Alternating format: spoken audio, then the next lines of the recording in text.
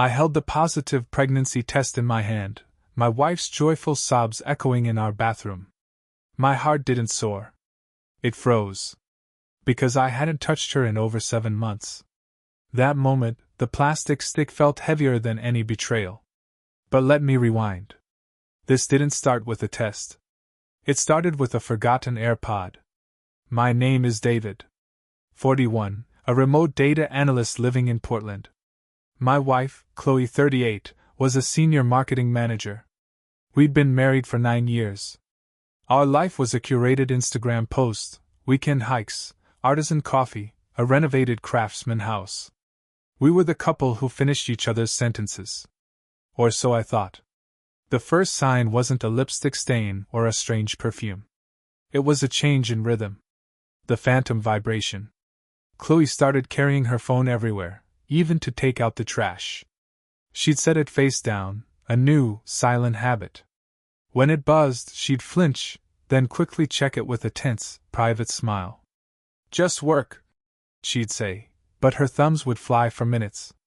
The new lexicon. She began using phrases that weren't hers.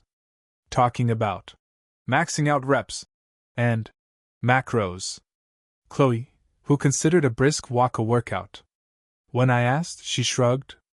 Everyone at the new wellness retreat project is into fitness. We stopped arguing. It sounds peaceful, but it was a desert. She'd pull away from a goodnight kiss, turning her head so my lips met her cheek. "I'm just tired, David." She started, working late, every Thursday. Her location on Find My iPhone would show her at the downtown boutique hotel. "The Nines. Client dinner's always there," she explained. "It's their preferred venue." This was the first tangible piece. I found it wedged in the passenger seat of her car, a car I rarely drove. When I picked it up, my phone automatically connected to it. And for a terrifying, accidental 3 seconds, I heard his voice through it, Liv. A deep, laughing voice saying, "Miss you already, gorgeous." Then it disconnected. Chloe claimed she'd carpooled with a colleague, must be theirs. But her ears were bright red. The lie was a physical thing in the room. Suspicion is a poison. It rewires you. I became a ghost in my own home, silent, observing. I checked our shared phone bill online. One number, a 503 area code, appeared dozens of times, always late evenings, and for hours on her work retreat, weekends. A reverse search gave me a name, Jake Reynolds. A 5-minute dive into LinkedIn showed me his face. A wellness coach and freelance photographer. His Instagram was a gallery of sunsets, gym selfies, and inspirational quotes about living your truth. The second strange situation was the hotel receipt.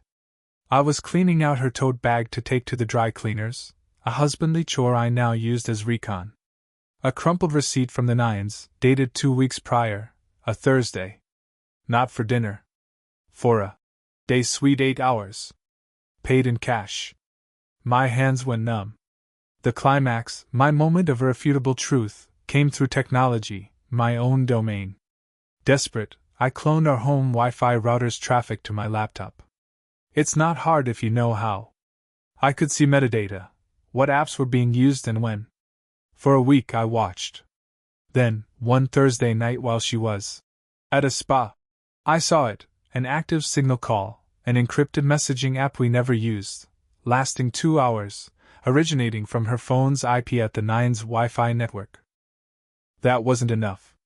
I needed to hear it, to know for sure. I remembered an old, deactivated iPad of hers was still signed into her iCloud. I charged it. With a shaking heart, I opened the Find My app. It showed her devices. I clicked play sound on her iPhone. It wouldn't make a sound if it was on silent. But it would show a notification. For 2 minutes, nothing. Then, the iPad lit up with a new iMessage. It was from her number, to the iPad, a message meant for no one. "Why is your phone pinging a lost device alert? You scared me. Turn that off, Jake's in the shower." The room tilted. Jake.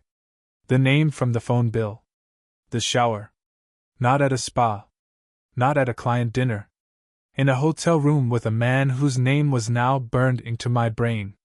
I didn't confront her. Rage wanted to, but cold logic won.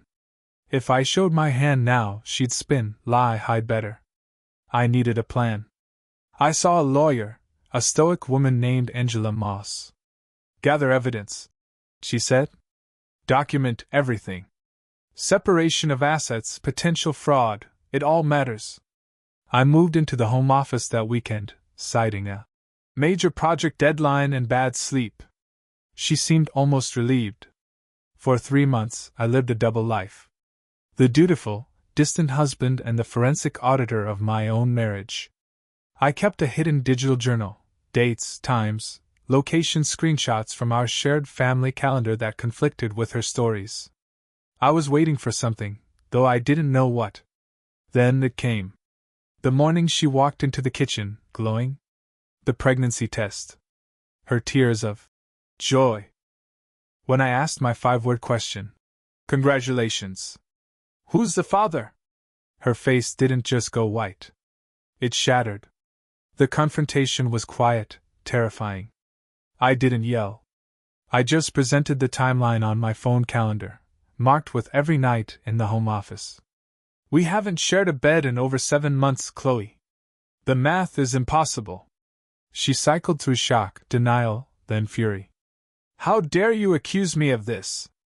After all we've been through." That's when I played my one recording. I'd put a voice memo app on that old iPad and left it charging in the kitchen.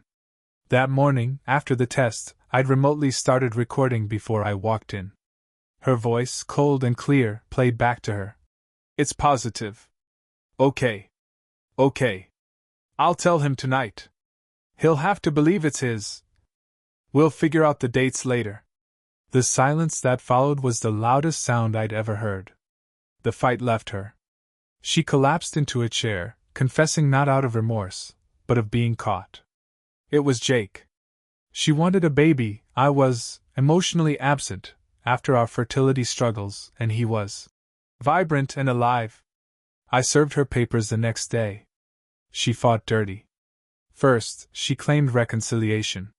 Then, she claimed the baby was mine from a drunken night I must have forgotten. We went to court. Her lawyer argued for support for the house. My lawyer, Angela, presented the timeline, the evidence of separation, and demanded a court-ordered paternity test. The twist came in the judge's chambers. The test results were in 0% probability of paternity. But Chloe's lawyer tried a new tactic. "My client was vulnerable. She's a victim of her husband's neglect." The judge, a stern woman with tired eyes, looked at the evidence. Not just of the affair, but of the deliberate attempt to pass off another man's child as marital property, a form of fraud. The ruling was brutal. No alimony.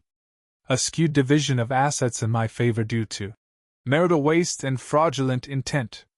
She got a small settlement, but not the house, not my 401k. She was left with her choices, a baby on the way, and a lover who, according to my final piece of intel, a mutual friend's social media, had moved to Colorado for a fresh start. I sold the Craftsman. Too many ghosts in the shiplap. I bought a modern loft with a view of the river. The silence there is different. It's peaceful, not empty. A year later, I met Elena at a bookshop. She loves terrible puns and is transparent to a fault. We're taking it slow.